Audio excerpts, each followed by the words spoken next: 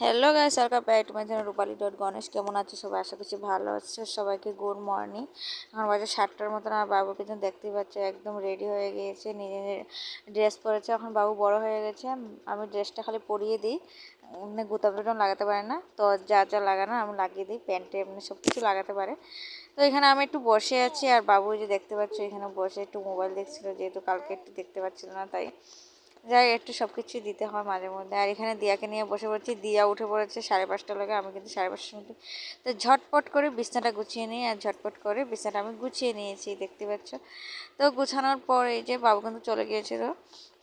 আর এই যে বাবুর খাওয়ার থাল, আমি চা খেয়েছি, থাল তুলে একটু ফুট করে ধুয়ে নিচ্ছি, যেহেতু ওর পাপা উঠে। আর এখানে দিয়া কান্না করছিল, আর দেখতে পাচ্ছি যে দিয়া প্রচুর কান্না করছে। আর এখানে আমি ওকে চাটা দিয়ে, আর এই যে আমি ভাত বসিয়ে দিলাম। আর এখানে ভাত হচ্ছে, যেহেতু এখনও লাইনে গিয়েছে না, তাড়াতাড়ি করে ভাতটা রান্না করে এখানে দিয়াকে কুলে নিয়ে একটু বসে পড়েছি। আর যে ভাত রান্না করা শেষ আর কমপ্লিট আমার ভাত রান্না। আর দেখতে পাচ্ছ কুলে নিয়েই বসে আছি, কি করব, কিছু করার নেই।